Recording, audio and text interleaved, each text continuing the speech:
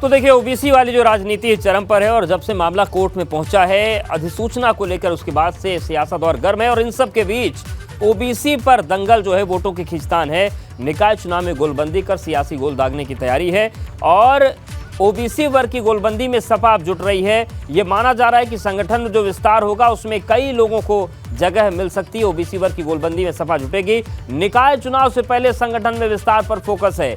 Booth से राज्य स्तर तक पदाधिकारियों के नाम तय किए जाएंगे और 40 से 50 चेहरे ओबीसी बिरादरी से चुने जा सकते हैं। मुस्लिम समाज के लोगों को भी जिम्मेदारी मिल सकती है। ओबीसी वर्ग को साधने की जो कोशिश है, इसमें विधानसभा चुनाव में सपा को 32% वोट मिले थे।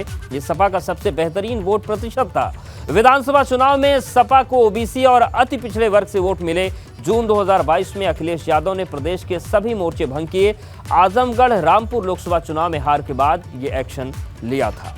राजनीतिक पार्टियों के केंद्र में ओबीसी है तो क्या हो रहा है हम आपको बताते हैं। यूपी में सबसे बड़ा वोट बैंक पिछड़ा वोट बैंक है। 52% पिछड़ा वर्ग की आबादी है। 43% गैर यादव बिरादरी है, जबकि सबसे ज्यादा यादव और दूसरे नंबर पर कुर्मी समुदाय। भाजपा ने गैर यादव के सहारे यूपी में जगह बनाई है और उसी पर अब समाजवादी पार्टी फोकस कर रही, क्योंकि उन पर आरोप भी यही लगता रहा है कि यादवों तक सीमित रही समाजवादी पार्टी, बाकी वर्ग को प्रतिनिधित्व नहीं मिल पाया। हमारे साथ कुछ खास मेहमान जुड़ रहे हैं। आलोक वर्मा जी हैं, प्रवक्ता बीजेपी। हमारे साथ नाहिद लारी खान जी हैं, सपा प्रवक्ता। और प्रियंका गुप्ता जी कांग्रेस प्रवक्ता हैं। आलोक वर्मा जी, आप सभी का बहुत स्वागत है। और नाहिद जी, सबसे पहले आपके पास ही आ रहे हैं। बहुत लंबा वक्त बीत गया जब आरोप सपा पर लगते रहे कि एमवाई समीकरण से आगे सपा बढ़ नहीं पाई। ये जो बदलाव की प्रक्रिया है, इसमें क्या अब चीजें दिखेंगी कि समाजवादी पार्टी एमवाई फैक्टर से आगे भी बढ़कर कुछ नए मापदंड स्थापित करने जा रही है? देखिए अवधेश जी, सबसे पहले तो मैं सभी को नए साल की बहुत मुबारकबाद देती हूँ।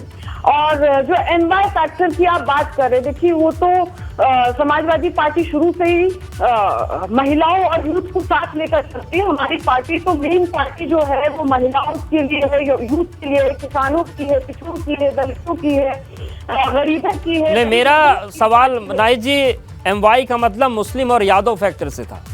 नहीं, ये तो आप अपने हिसाब से बात कर रहे हैं, लेकिन आप ये समझिए कि हमारी जो पार्टी समाजवादी पार्टी जो मूल पार्टी है, ये जो भारत के मूलवासी है, 72% आबादी जिनकी है, पिछड़े दलित आदिवासी, ये हमारी समाजवादी पार्टी इसकी मूल पार्टी। और जो हमारे पार्टी के जो शीर्ष नेता है, जिन्होंने समाजवादी को हमेशा नेतृत्व किया है, चाहे वो माननीय चौधरी चरण सिंह जी हो, चाहे वो माननीय मुलायम सिंह यादव जी हो, माननीय नेताजी माननीय अखिलेश यादव जी, चूंकि ये सब पिछड़े वर्ग से संबंधित है, इसीलिए बीजेपी और आरएसएस के लोग हमेशा अपमानित करते हैं, हमेशा अपशब्द बातें करते हैं।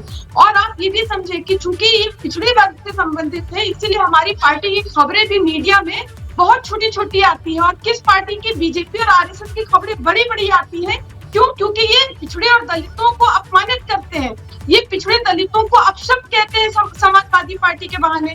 और आप ये भी समझिए, एक बहुत इंपॉर्टेंट बात ये भी है कि बीजेपी की तो बुनियादी पिछड़े दलित विरोध पर पड़ी है। ये वो पार्टी है जिसकी बुनियाद इस आधार पर पड़ी कि देश के वरिष्ठ नेता माननीय चौधरी चरण सिंह जी, चूंकि वो पिछड़े वर्ग के थे और दलित वर्ग से माननीय बाबू जगजीवन राम जी ये देश का नेतृत्व नहीं कर सकते, इस विरोध पर भारतीय जनता पार्टी की बुनियाद पड़ गई। अब ये जो सत्ता का जो इमारत इन्होंने बनाई है पिछड़े दलितों की भावनाओं से खिलवाड़ कर, ये तो इसके धराशायी होना तय है। बल्कि मैं ये कहूंगी, ये इमारत तो धराशायी होना शुरू भी हो गई। इसकी शुरुआत अभी 2022 के चुनाव में हुई, जब पिछड़े दलितों ने, गरीबों ने, किसानों ने, मजदूरों ने, नौजवानों ने, महिलाओं ने जो है अपना बढ़ चढ़कर वोट समाजवादी पार्टी को दिया।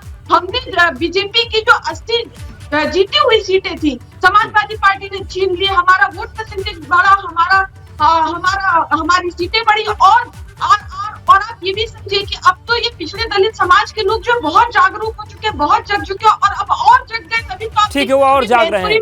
आलोक वर्मा जी, आपने सुना, नाहिद जी कह रही हैं कि आप लोगों की तो पिछड़ों के विरोध में पार्टी बनी थी। मैनपुरी में चुनाव हुआ, चाहे खतौली में चुनाव हुआ, उसमें तो जनमानस ने भाजपा को धूल चटा दिया। समाजवादी पार्टी की तेज तर्रार और बहादुर महिला नेत्री माननीय डिम्पल भाभी जी को ऐतिहासिक फोटो से जीत दर्ज कराई। और रामपुर में तो लोकतंत्र की हत्या कर दी बीजेपी। अच्छा, यानी कि आप जहाँ जीते वहाँ लोकतंत्र जीतता है, जहाँ हारे वहाँ हत्या हो जाती है। थोड़ा तो सहिष्णुता होनी चाहिए नाहिद जी राजनीति में कि जीत को भी स्वीकार करिए और हार को भी करिए। आलोक जी आपके पास आ रहे हैं। बहुत जग चुके हैं, अब 72% आबादी में बहुमत में है, अब बहुमत की बात चलेगी। ठीक है आलोक जी, थोड़ा माफी चाहता हूँ, मैं आता हूँ आप पर। ये बताइए नाहिद जी, ये जो बात आप कह रही है लोकतांत्रिक है क्या? संविधान के हिसाब से देश चलेगा या आबादी के हिसाब से? आप लोग क्या देश को भीड़ तंत्र बना देना चाहते हैं? ये भीड़ तंत्र है या लोकतंत्र है, ये पहले तय करना पड़ेगा नाहिद जी। ये 72% और 28% क्या करती हैं? संविधान ने तो सबको अधिकार दिए हैं, 72% वाली राजनीति कहां से आ जाती है? ये तो फैक्ट है, हम तो भीड़ तंत्र क्यों बनाना चाहते हैं आप लोग देश को?